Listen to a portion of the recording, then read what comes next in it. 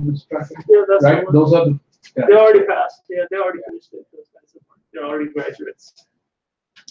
So they're beyond nano now. What would that be? Micro? Yeah. Yeah, they're masters. They already have a master's. Nano master.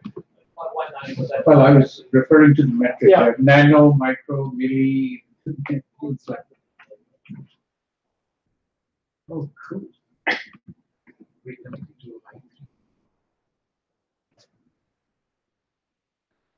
Yeah, for the yeah. I3 Detroit and password is I3 Detroit. I don't remember if the D is capital. It's all there's open and BPA, both it's the same. All right. Okay, now we get started. Okay, so today we'll just do a very quick overview of TensorFlow. Just very basic on some. Start with hello world, just the very basics of setting it up, and we'll use it to do inference on the very popular MNIST data set. I'll go over it a little bit more on what that is. And we'll just do how to train a model and how to do inference on it, and how to use chars, which really simplifies the work, but then also have TensorFlow. You want to get into that? Okay. So just before we start, though, they have what is called TensorFlow. So what are tensors? Tensor is just the renaming of n-dimensional arrays. So rank 0 tensor is called a scalar. Rank 1 is a vector. Rank 2 is a matrix, right? But then we don't have names for 3, 4. So this is this is a vector. This is a matrix. What do we call these things that are three-dimensional? We used to call them n-dimensional arrays. Basically, a three-dimensional matrix. Yeah. So there's, or we call it a three-dimensional array or something. Right. They just use the word tensor for it. So anything and scalar is like just a list. Oh, the vector is a list. Okay. Scalar is just one individual. Yeah. So just nomenclature. So that's why the word tensor is there. Because I know in certain places tensor means something else, but here it means right. Tensor is like a direction in some sort of space. But okay. So here's the basic TensorFlow architecture. So what you do is the first step is you set up your computational graph. So basically say I want this to do, these things multiply each other, then they do this, then they do this, you set it all up. And then you give that graph and then you run that graph. So that's what you do all the time in TensorFlow. So here's like an example. You set up x, it's a constant of value 8. Y, it's a constant of value 9. Z is the multiplication of x and y. And then you say, okay, that's my computation graph. X is 8, y is 9, and these two are going to multiply and give me z. Right. So that you set up the. So when you say tensor constant 8, you're saying that there are dimensions of 8, or no, just the value. It's a constant. Right? Oh, okay. It is actually a right, yeah. Sorry. And then so you just say after you set everything up, it doesn't actually calculate the value z. Z is just like I multiply these two. That's all it does. So then you run the TensorFlow session, and then it produces the output. Once you run the session on Z, it churns on this, and then it produces the output. So that's the basic architecture, right? So all you do is you set it up and then you run. You set everything up and you run it. So yeah, on a basic. Okay. Yeah, I'll show you a quick hello world.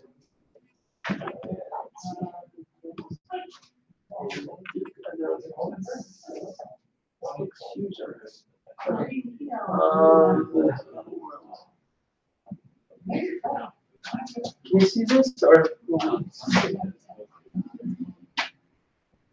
think about this? I give you zoom. See zoom. I think in the browser you have to Control plus. You see it? Where is the right foot is here, so it's more direct to see. Well, this is great that you're recording. Maybe you could just copy it and put it in a text editor. You want me to slide over and you sit here? Okay, let me see. Context.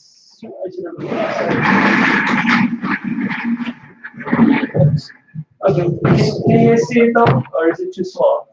Is it too small? No, it's similar to what you showed over there, right? Okay. Yeah. So it's the same code, right? So we have A, which is 3, B, which is, oh, this is kind of small. Okay, I don't know where you can zoom. Okay, there's a You don't know what kind of ID. Oh, wow. Here it is. Okay, so so A is 3, B is 4, and you say C TF multiply, and then the only way to get the output is actually run it through a session. So that's, you have to do that. So that's basically the world. So let me run it. So let me run it. Yeah. And hopefully I was having technical problems. Hopefully. So you're running this inside of a TensorFlow? No, this is just Python ID. Oh, okay. Python. And so.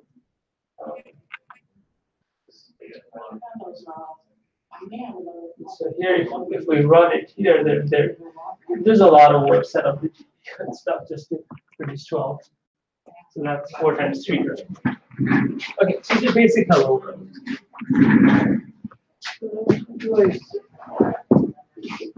Notice you defined one of them as one of the constants is float 32, the other one you didn't specify. Is that required?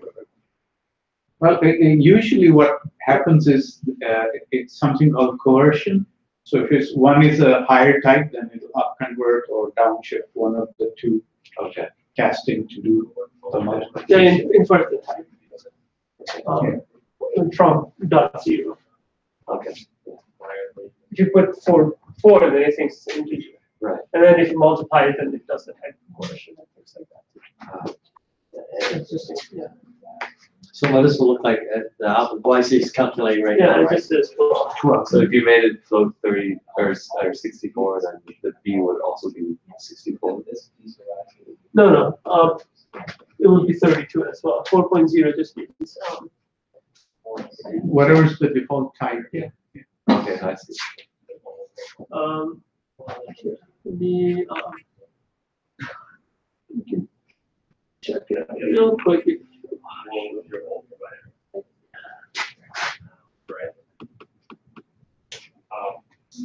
So you need a mouse?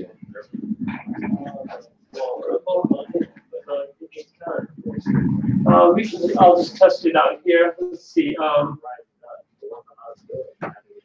So we do import TensorFlow as TF. I'm gonna want to get another chair. E is equal to Oh, we're all set. TF. Yeah. Thank you, though. No. There's a. Right. Oh, yeah. And you can see here it's 432 type. Okay. So it's just created a 432 type. I don't know if you can see it. Yeah, I see float 32. Yeah. The type is 432. I mean, I don't know if it's 64. It probably is.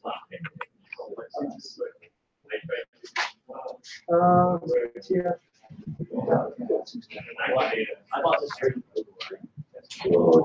Yeah, there's a float 64 if you want to. Yeah. Okay, so that was the hello world. And the next one is, okay, so the next concept in is something called a placeholder.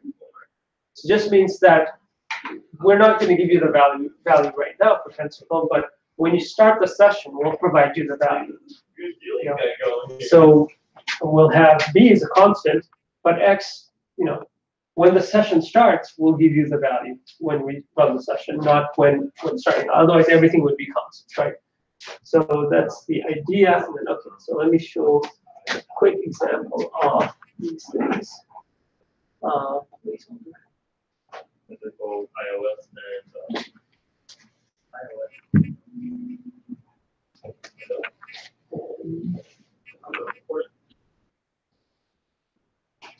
Okay, Okay. So instead of constant, you have placeholder. placeholder. So you don't have, you just have to tell the type. So I'm going to give you 32 bits. And that's called C is equal to A plus B. C equals A plus B. So when you do run it, you say, oh, here's A, it's 1 and 2. B is 3 and 4. So then it will like, when it's running, I'll get the values. And then when it prints the output, it takes the, so that this is called a placeholder. So let me run this thing. And you can see.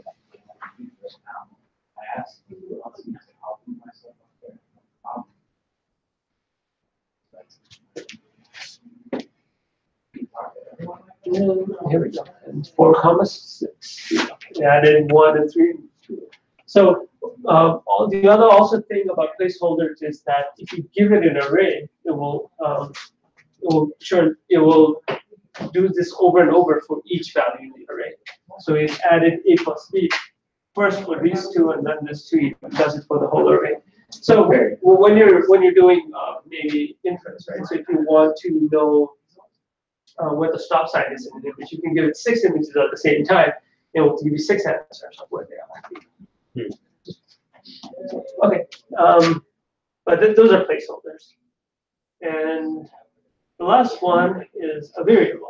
So they're just like normal variables, just something that can be changed at runtime. So you just set up a variable. You don't have to give it. It just runs by itself. It's a variable. And there's a quick example of how that is. This is a little more complicated, but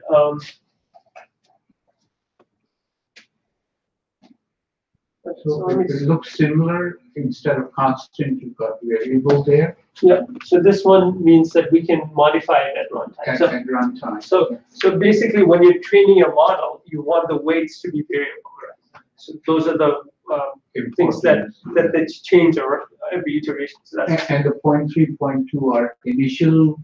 Initial values of the variable and the type, and then you can run it, and then you can assign it. You can add values to it. Okay, so this is the basic idea, right? So, and usually, only if you're writing trainings, you usually don't deal with variables. So I'll just keep it. I'll just keep this one too. Okay. Okay, so the whole point of all of this was, how do we use TensorFlow? It's usually 3 steps, right? Well, I mean, how do you use it for inference? Suppose you have a model, so in our case, it's where are the stop signs? So you create the model, you load the weights, and then you set the input vector. So this is creating the graph. This is loading the values into the variables and things like that. And then you set the input vector, which is the image. You start the session and you send the input vector as a placeholder, and then it will spit out your answers to you. And that's all. Basically, so it's applying the model to your inputs. Input and spitting out the data. Yeah, okay. So if you want to do inference, that's all you have to do. And the model is your computational graph or mathematical formula, whatever type. It can be high level. Yeah. But usually it's used. A lot of it is used for neural networks. So it's a neural network involved in your one feeds into the other. Things like that. Initially, that's what it was designed for. Nowadays, you can do other stuff. Okay. All sorts of models that are not neural networks. But that was the initial. It has neural networks because it can also train. But that's another step. This is the inference step. That's the one that will do on the car. Inference will do on the car. So the actual training is done on the server somewhere. Sure. like V matrix, for instance? You would write it in the format. It's AX plus. WX is the weight and input model plus the amplifiers. Yeah, so that's the weight is for each neuron, and then it goes into some, they're connected into multiple. So it depends on it. You can make something really complicated. You can have. But the model is the X. The input data. No, the input data is your. Okay, The model is your neural network. Is your model. But if you want to do regression, the AX plus B, where A and B are the model, and then the multiplication A times X plus B. That's the model, and then the weights are the values of A and B. Okay. Okay. So let's before we do that, let's look at the let's look at the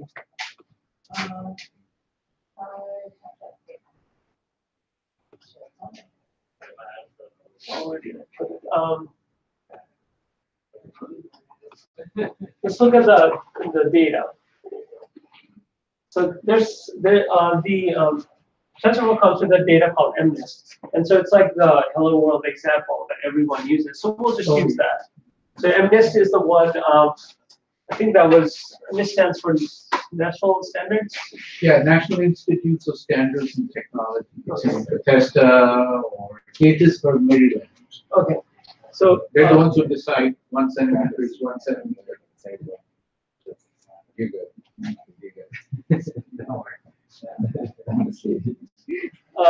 But yeah, so the MNIST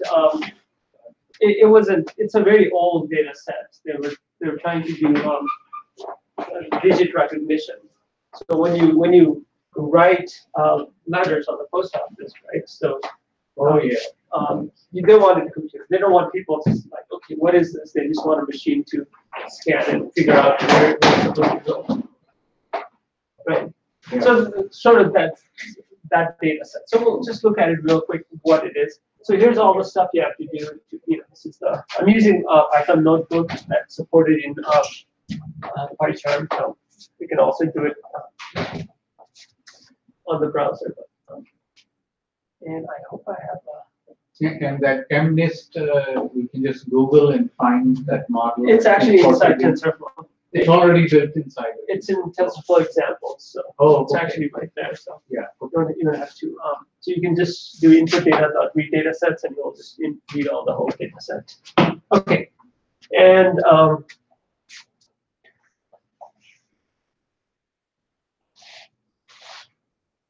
so this is the so the labels are encoded this way. It has 10 columns, so it has a vector of 10 spaces, and then this one is 0, 1, 2, 3, 4. So if it's an 8, if it's a 7, then this one is 1. So this one is a 7, so you can see it's a 7. If it's a 3, then the third one. Oh, okay. So that's the encoding, and they call it one-hot encoding because out of all the data, the one that is correct is set to 1. Everything else is 0. So that's how they encode it. I mean, you can go back and forth very easily between them. So here's just a general idea of how big the data set it is. This work. Okay, so we have training data, we have test data, and we have validation data. So there's 55,000 training data, so images and labels for 55,000. There's 10,000 for testing, and 5,000 for validation. So usually you break the data up into training, testing, and validation, right? It's machine learning, so that you train on one thing and you test it on some completely different data set. Otherwise, so what's the difference between testing and validation? Oh, so validation you only do it once, because if you can train and test, and then you go back and train and test. But if you do it enough times, then you also have bias your model on the testing. But validation you only do it once. Usually validation is like a blind test. Yeah. Usually if you organize a competition, you withhold the validation. Right. And at the end of the competition, everybody runs on the validation set and gets scores. Okay. So it's like the top secret, or not the top secret. Oh, that's more of a real world test. Like Yeah. the way we understand. Yeah, so it's broken up into multiple. Yeah. Okay. So here's this is a function to draw the, and let me just show you what the image looks like. So this is 7, right? So and then the value is 7. This is 3. So this is like handwritten, right? Yeah. And these are the labels down there. That's a 6. That's a 1. That's an 8. That's a 1. So all that stuff. So that's our data set, basically. And we have the image, and we have the actual number that it's supposed to be, and we want the computer to learn it so that if we give it new images, it can be like that's this number. So when you said 7, 3, 4, 6, 1, 8, Yeah. that's your validation or test? Oh, this is training data, I think. Training data. That's what I was. Yeah, this is just 9 of them. So there's actually 55,000 of these things. Yeah, that's fine. But this is that 55,000 set. Yeah. It's some sort of the first 9 images in the training. How do we determine the degree of success that it worked well with the training data? What do we have to go back and tweak? Do we have to can't tweak validate it? Well, so what we do is we train it with the training data, and then we test it and see what percentage we get right. And so that's our accuracy. Okay. And then you can go back and fix your So model. that's like saying 99 degree or percentage confidence, Yeah. et cetera, et cetera. I don't know if it's confidence like a statistical, but it's just the accuracy measure, how you got right on the other data set. Not a statistical confidence. I don't think that's but anyway, okay. So let's just do inference. How would you do inference on this data? Okay. And so here's the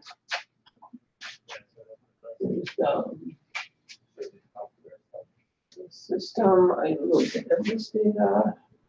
And so, okay, the first thing is we're gonna give it images. Oh, I should so I can show you. Okay, so this is the MNIST. Okay, so this is the hello world. Image is not 64%. I misspoke. This is 48 by 48. Actually smaller, so 48 by 48. Here's somewhere. What's the square root of 784? If anybody knows. Right up there. Top of their head. 8 point something. 28. Oh, no, not even close. To 8. This is 28 by 28.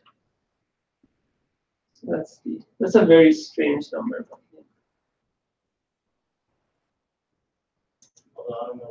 And okay, so the model that we'll be using, it's a neural network model. And the output is digit 0 to 1 to 9. That's we already talked about this. Okay. So the neural network model we'll use is, so the input will be 28 by 28. So we'll just flatten it all out into a long vector of 784 input values. So instead of a square picture, we'll just Well, that's what an image file is. It's a bunch of zeros and ones. So we'll just turn it into a 764 inputs. Okay, and all of the so this is the I guess 784, right? And we'll send it to a neural network like this, where all the inputs are selected to this. It's a dense network, so it outputs it to another one that's 128. Okay, this is the input. So these are 128 of them. So there's 784 input values. They go into 128 neural networks. They're all connected. And then there's another layer of 128. And then there's a fully connected layer of 10. So it has to be 10 because we're outputting, we have 10 digits, right? Oh, the reason it was 128. Or it's just no reason. it's just a model. You can make it memory list. no. Can go high number. Yeah, You can do whatever you like.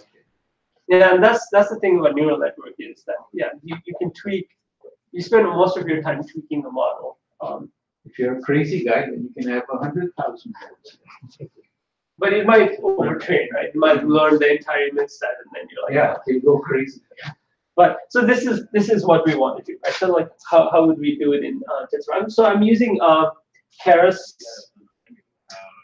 There's a library called Keras. Simply for the reason that I couldn't figure out how to save a TensorFlow, but you can do the same thing in TensorFlow. But it does create the TensorFlow equivalent. I didn't use TensorFlow commands, but So it does the Keras is a Python library or TensorFlow? It's a Python library. Okay. Yes. So here is the so we have our placeholder, and remember placeholder, we're going to send in our input data, right? Our images are going to be the placeholder. So we'll feed it the images, and it's going to output our labels. So here's the image, and then we turned it into a placeholder of 784. Okay. So that's going to be our input images. And then this is our Keras model. So here, I'll just okay. So here's the Keras model. So input dimension is 784 and goes into a dense layer of 128. So it creates a 128 node layer. And the activation is ReLU. So after each node, there's the output is there's a output filter, and it's something called ReLU, which is if it's less than 0, it's 0. If it's less than 1, if it's greater than 0, then it's the same number. So it just blocks everything that's negative. It's called a ReLU function. And then you have another layer that's 128, and then it output to the output layer, which is a size 10. We use a softmax activation so that the outputs all averages to 1.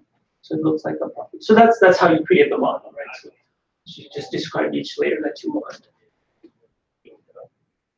So you use ReLU for 120, for filtering out to the 128 nodes. So you have to use an activation function, otherwise everything becomes linear. And you use softmax to average it out to 10 output layers. So the softmax, what we will do is, so each produces different numbers. You just want it to be like a probability, so that all of them sum to 1. So if you say 0.7, then it's like a probability, the sum of all the output must be. Yeah. So once the output happens, then it has there's a layer of it. Okay. And so our predictions are just going to be you take the image and you. Our predictions are just going to be you pass our image into the model. Right?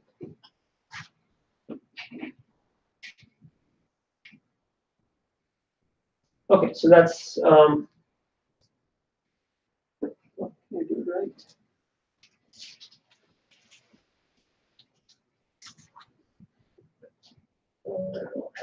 Okay. Okay, so let's do the inference. So this is going to be our inference image, and it's going to we'll just take the first 9 in the test data set, the first 9 values in the test data set, and there's all this stuff that TensorFlow stuff that was giving me grief, so I just added some options so you don't have to worry about this. But here's the one where we run the session. We say, okay, everything's set up. So this is all about setting the model up. We say, start the session, load the model. Wait, so you could do it before also, and then give me the labels, the actual output of the labels. So, and then here we can see the placeholder image gets the inf images, which is the first 9 in the text. So we take the first 9 images, and that's our placeholder, and we say, okay, give me the labels that you think these are. So that's all you have to do. Essentially, here's the thing, and then here's the parentheses equals the model. You model and it takes the image. So that's all you have to do. Once you have a model, you have the input, and boom, it just produces the output. And okay, here's the output of it. And it's all probabilities, but you can see some of them are higher than others. So you can treat it as a probability. Which one's the highest? This one's the highest here, right? It's almost 0.99 here. It's not formatted very well. Okay, but okay, this is the drawing. So here we go. So this one just gets the highest probability one, and then prints out the prediction classes. So I'll run this. So so these are the values, and these are the predicted values. So this is 7, 2, 1, 0. So you got almost all of them right. The images we sent in, and and it produced. Right. So that's all it is. That's all you have to do in inference. So you just take the image, push it in, and you get an answer. It's doing all the hard work for you. Yeah.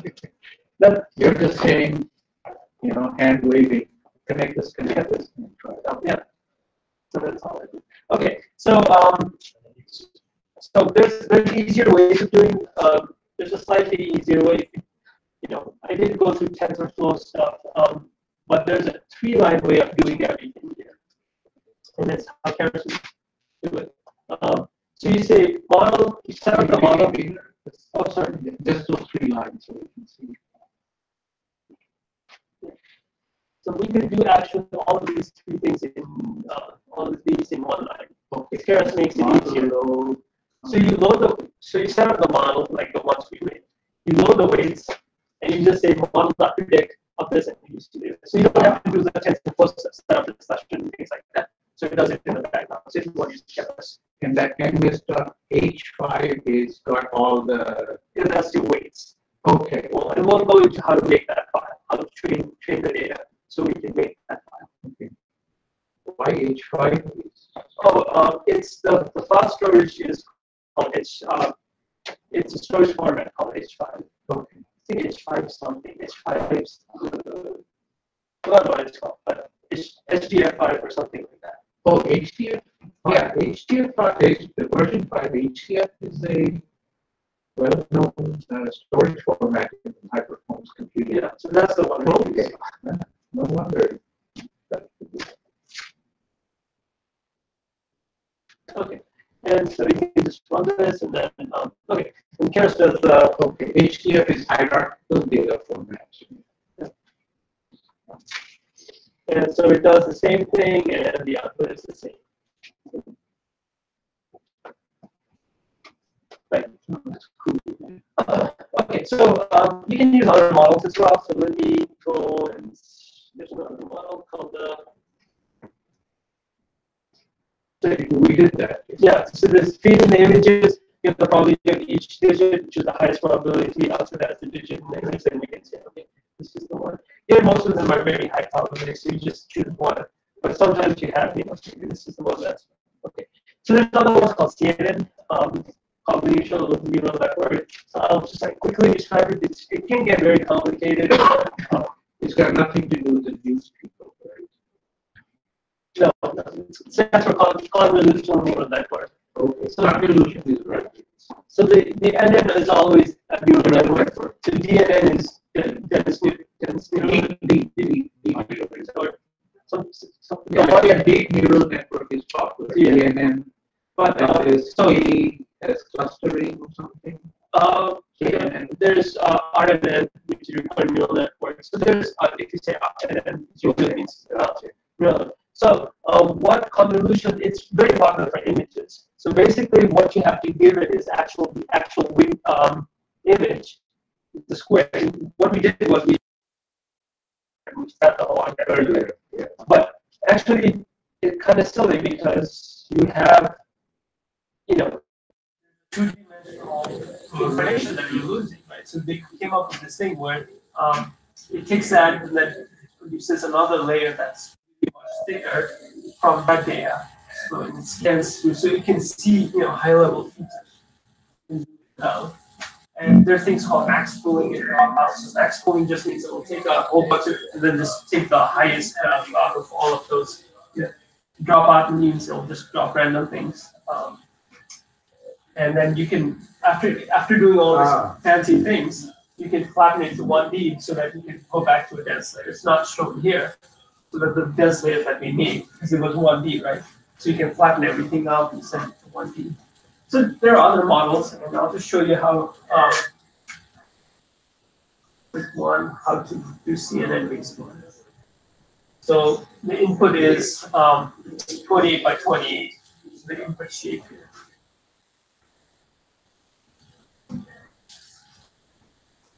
The input shape is how many rows, 28 by 28 times 1, because that's the shape.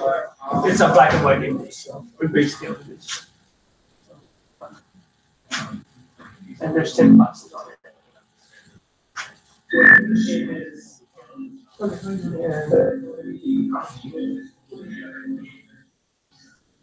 okay, so then this is essentially it, how you set up the these are convolution, max pooling, drop out, flatten, and then we do dense, 2 layers of dense, 120, and then the last one is the output, which has to be 10. Another model.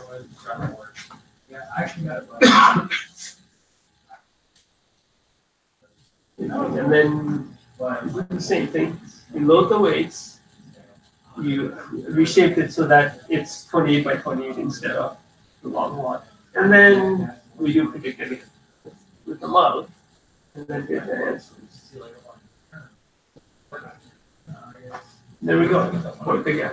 Okay, so we did the same thing, but with a different neural network model. Yeah, different model.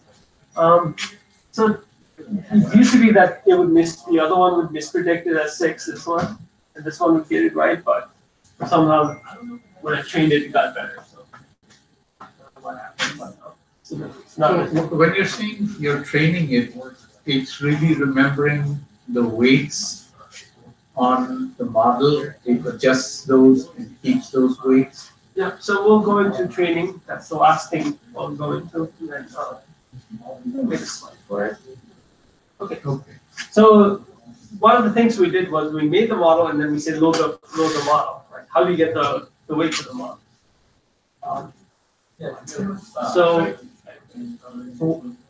So what we do for training is we have the images and we have the right answers for it. We know these are the pictures and these are the right answers. So what we'll do is we'll use that to learn the weights, basically. And we have 2 things to help us do that. The loss function. So what we will do is first initially guess what the answers are, and then check with the answers that are right, and then figure out how wrong it is. So that's called the loss function. So and you want to minimize it. Right? You want to be as right as correct. And then there's something called the optimizer. It knows, it can tell you, go to this direction. It's optimizer will say, this is how I got it wrong, and then it will say, okay, this is the direction you need to go. And the weights will be changed toward that direction, and then calculate the loss function again. And then it will say, okay, we go this way. If you've done any, have you done Newton's method or? Numerical methods uses that. Yeah, iterate. Use the gradient, right? Yeah. Use the gradient. If the gradient is 0, that means that. To get an approximate answer for a graph, or you've got dots on the graph and you want to find the best, then it keeps adjusting till the distance between the graph and the dots are the smallest. Yeah, so something like that, yeah. So you look at the gradient until you find the gradient that's 0. So you always try to go towards where it's 0. I knew all that mathematics would come in handy one day. Oh yeah. I'm just kidding. That time. Yeah. So that's one of the things, right? Minimize this. If you said just second derivative equals 0, that's your minimum point, right? And then if the second derivative is positive, that means, and negative, there's all these different. Yeah. Then that's directional change. Yeah. But if you have a 2-dimensional and you have a gradient, the direction of the gradient tells you the direction of the steepest descent. Mm-hmm. All that stuff, it does that. And the cool thing about TensorFlow is it knows how to take the derivative of all its functions. So the functions that are built into it. So that's why you have to set up the computation graph. Once you set up the computation graph, it knows how to take the derivative of the entire computation graph. It knows how to do partial, what they call it, chain rule.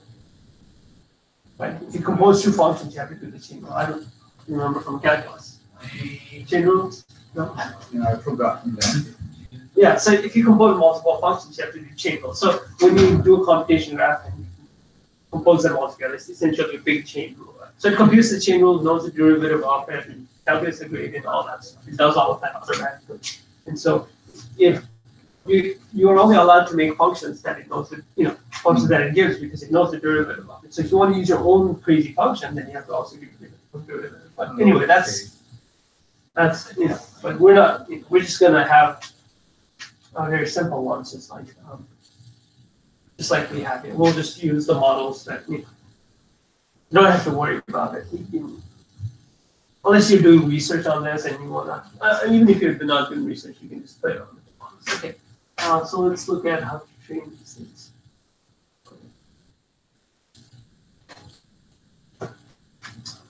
Okay, so this is our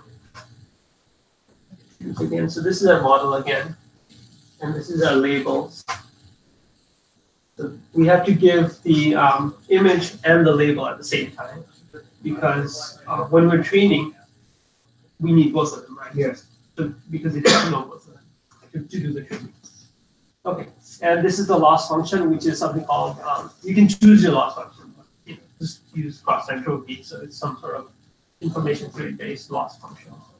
We'll just choose whatever it is. And then it says what kind of training step, what kind of optimizer. We'll just use gradient descent optimizer. So just choose the, there are all other options you can take. You can check what other different kinds of things you can do. But okay. So this is essentially how you train.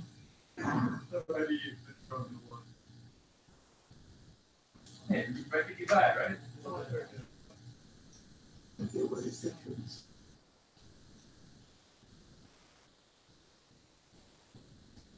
Okay, here we go. So we take the gradient descent optimizer, and then we run that, and then we feed it the image and the label. So the train step is our optimizer, the gradient descent optimizer. So and then we give it 50 images at a time. So every time we run it, it will update all the weights in the model. So all the weights in the models are variables, and it will keep updating. So once we'll run it through 1,000 times with 50 images each. So it gets to train about 50,000 images. Does that make sense?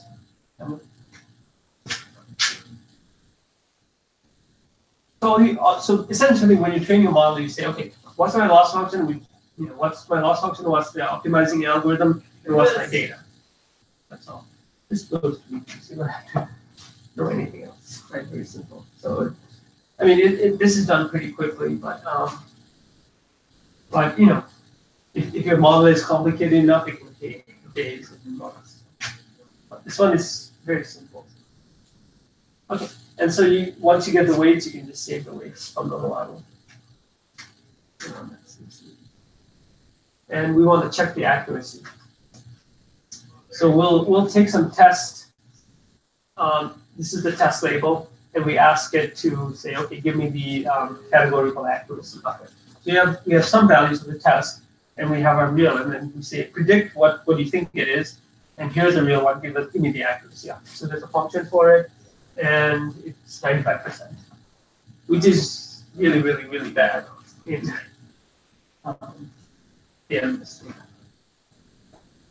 we just trained it for like 20 seconds. This is the inference again, and then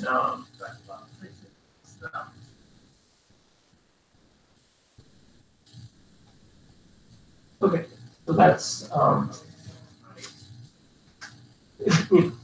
so here it got it wrong. So this one's not very good. So I guess it went back. So it thought it was 6, even though So it sometimes gets irrational, but it's not everything right except this one. It probably was 6. Okay, so you can also use Keras to do it. So which is even first simpler. You can just say, this is my loss function. This is my optimizer. These are the metrics I want, and then you set that up, and you just say model.fit. And here's my training data, and here's the batch size, how many images per epochs is how many times I'm going to go through, and then everything in one go. And then it also has a cool graphical output so that you can see your progress around. What's going on. So we have 2 epochs, so you can use the same data over and over and over again. It will go through it.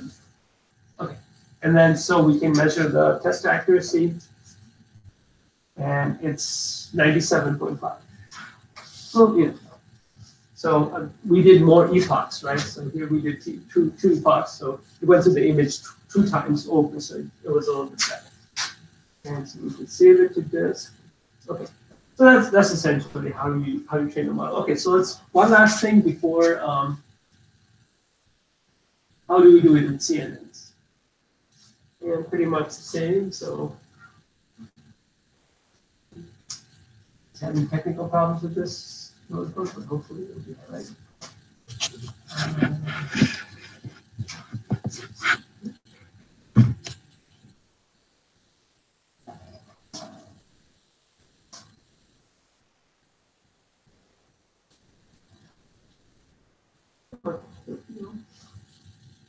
Let's do this one. Load the MS data, and then the images are going to be squares. And then we set up the data for training. So we need the training data and the testing data. And we set up the Keras model, the loss function, the optimizer, and the metrics. And then we say, okay, go ahead and fit it. This is a CNN. And then that's the compile function. Let's see, this is the fit function. So it's going to hopefully work. I was having trouble with TensorFlow crashing here somewhere, whatever reason. So I think it crashed again.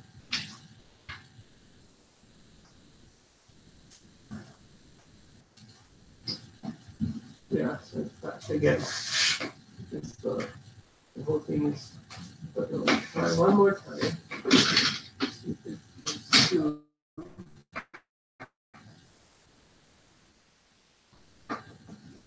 Something's wrong with my configuration. I think size. It happens. Yeah. Anyway, but we have the. I did make it go through on once. There's other things like these ones that I can do to.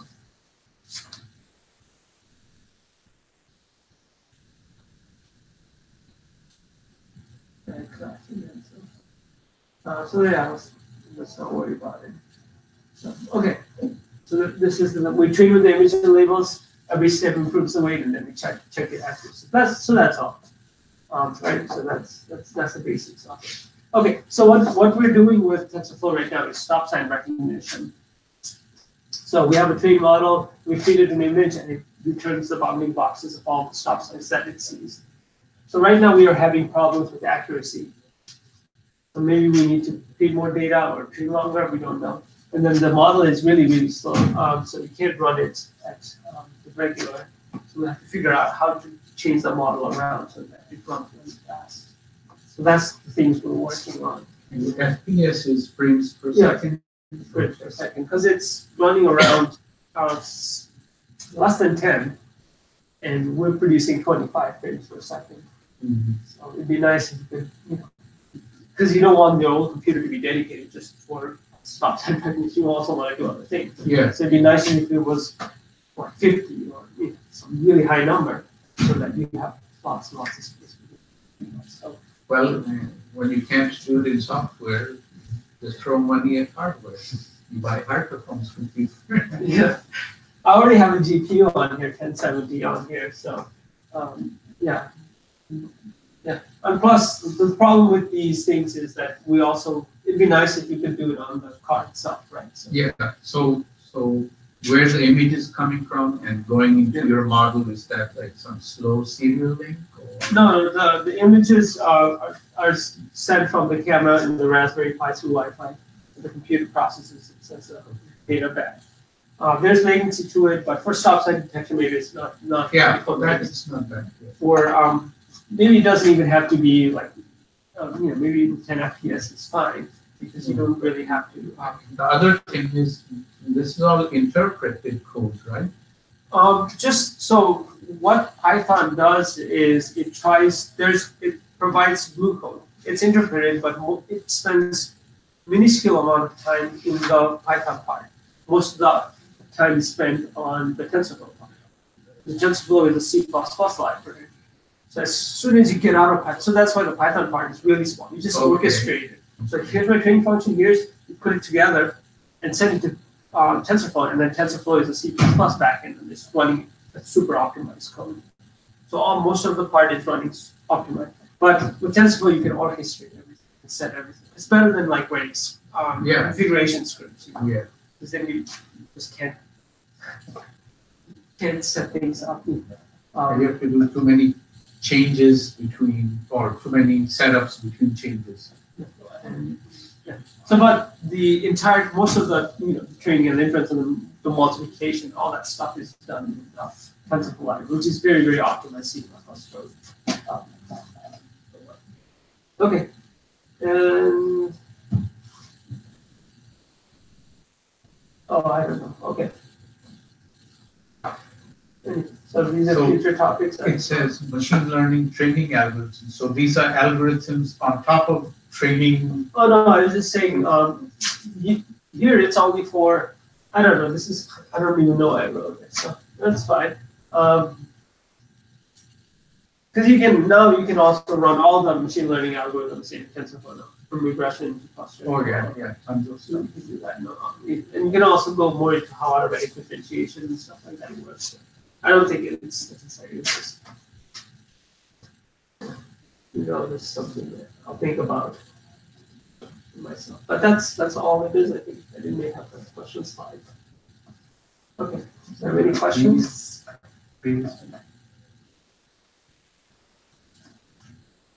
Stop sign. So concepts is the name of our library that does that. Working on that. Things to show a little bit. Last time you had it on the screen. It was jumping between stop signs, circling, or putting them in boxes. I saw it last time, but these folks might like to see it. I'm looking. No, he's got something that's pretty cool there. Don't know. I forgot. Okay, I'll try to see if I can get it running. Yeah, last time you had it jumping between stop signs.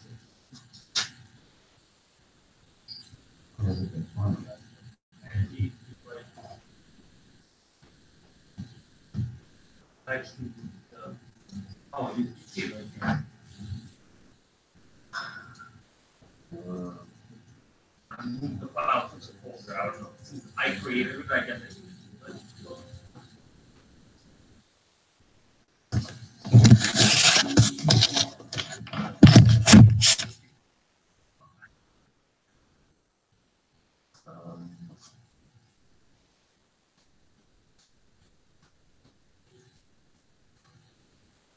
Hopefully this works.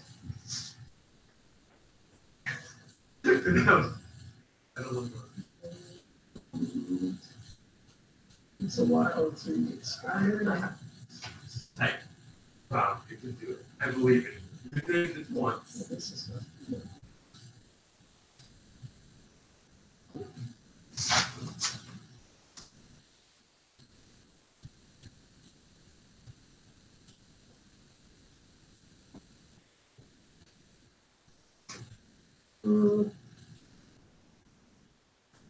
That's right. But something is running. Something's running. Yeah, the images are. Oh, there you go. So you have to be patient. Okay. So So this is a video you recorded? yeah, just with a cell phone. So this is And you can hear the GPU fan going because it's very intense. Yeah, so it does the stop sign detection, the box that it's in, and then the confidence it has. Testing the model on pre-recorded. But the classifiers are like. Yeah, these classifiers are allowed. Yeah, but the video is pre-recorded. So I could we could have a live video from a Raspberry Pi also. So that's easy to plug in. I haven't done that, but then we'll have frame rate problems. But that's fine. But yeah, so this is the stuff. So it's there's a lot of like misclassifications there. So we'll have And to improve that, we just train it more, right? We can train it more, or maybe we have more images. There's not enough images. And tweak models, do all sorts of stuff. Change models around because maybe this model that we're using is suboptimal. Yeah, it's like might be an easier way if you can change the model and feeding it more and more data is just like fundamentally you're better off if you fix the model. Yeah, it's in deep learning it's both, right? Yeah, you tweak a lot of things. So that's all. It's just easier, or maybe data would be. Depends. Yeah, depends on if your model is good and your data start, then data will be better. But if your model is bad and you get lots of data, then you have to do a little bit more analysis on this, I guess. So. The NVIDIA folks, they had a little card, I forget what it is called, Jetson or something. Yeah. And then they had another bigger one. I don't know where they come up with all these things, hard to remember. But it had like 6 input images or sources, LiDAR and many other things. And then there's a whole processing module that would run actuators that will slow down start of the vehicle and things like that. And I mean, they're experimenting with it. They keep saying that, but yeah, they have to admit it's impressive what they're doing because they stuff a lot of cores in that onboard GPU. I think it was the size of this laptop, but with all the inputs and everything in it. Yes, yeah, it's called I think the biggest one is called the TX2. Yeah. And it has 250 something or 300 something cores. Yeah. Which is kind of small compared to 1080 Ti has 3,800 cores. Yes.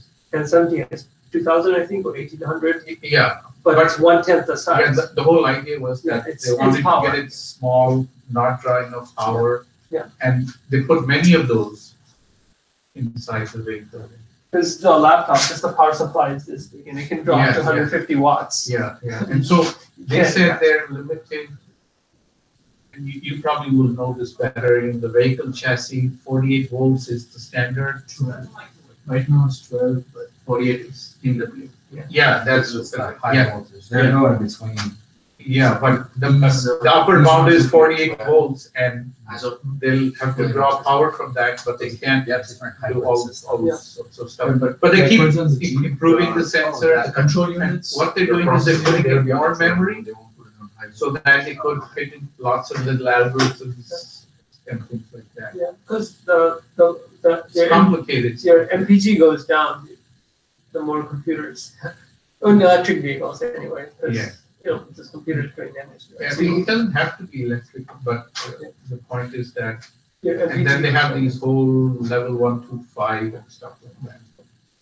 Okay. I was thinking about that while driving here because the visibility was getting poor, the roads were getting more slick, and the folks in front of me, they weren't giving enough distance between cars. Now, they could use some of these things. Yeah, they could. Some of the features are already on there. This particular model, you're training it at those stop sign as image itself, or you can go like add layers by like looking at shapes, color. So this is just give it images. Let's just see it. It's It figures it out. Okay. But we have to give it the bounding box. You have to give the image and the bounding box, and then you have to give it the negative image. There's no stuff. So that's another thing is maybe we give this as negative, but we didn't. We just gave like pieces of law. Because it is a lot of work to make the training training data. You either have to write programs to quickly make them, or it is a labor-intensive process. So usually they use Mechanical Turk, right, to do this. And there are companies that just that just produce data. So, in the automotive world, there's so many different companies that produce just one segment. For example, for safety, they used to use dummies. You've probably seen in the commercials the dummies. But then they can't do it physically all the time. So they have digital markups. And now they've got immense, lots of data sets that will simulate a full adult, a child, a pregnant woman, and for more money you can have tissue, bone structure, all that sort of stuff. So same thing with the images. The crash analysis. Yes, crash analysis, and so they do all. I mean, they were already doing it for regular materials, the steel, the plastics and things, and they get so from that they figure out how to do soft tissue and things like that. But it's used in other industries. When they did the space shuttle stuff, then they used it to figure out where the foam broke off, all the material and the different layers and densities. They use the same theoretical, practical approach, but different properties to figure out cold, how would it respond to that, what would cause the material to go bad, and then high temperature, and then the tiles underneath to use that for. So we got a lot of databases, or really, if you look at it, it looks like billions and billions of numbers in a file, but they all have a format in it. Cool. Okay, so that's where we are. Yeah, that's the presentation, and that's all I have. Can you share the slides? Yeah, I'll put them on the video. Okay. On the meetup page or no? Oh, on the meetup page also. Meetup page also has everything, but it's just more difficult to navigate. So we started like running through the Detroit Autonomous Vehicle GitHub page. Okay, that's all the links there, right, and then you can go to YouTube and just find the video, and then find the link. GitHub is that was the answer I was looking for. Okay, because we run through Meetup and everything is there, but Meetup recently, they got rid of files. They changed. Yeah. They didn't. I know where they are. They showed me. I contacted them, but they're a lot more difficult to find now. Like that discussions tab where you post like a discussion with all the links. That's what we did. And so people could easily find it, but now it still exists, but it's like you have to click 4 times. Tell me how you would navigate that, because I can show you now. It's actually very, it's pretty quick once you know. If you don't, then don't. I'll start this thing.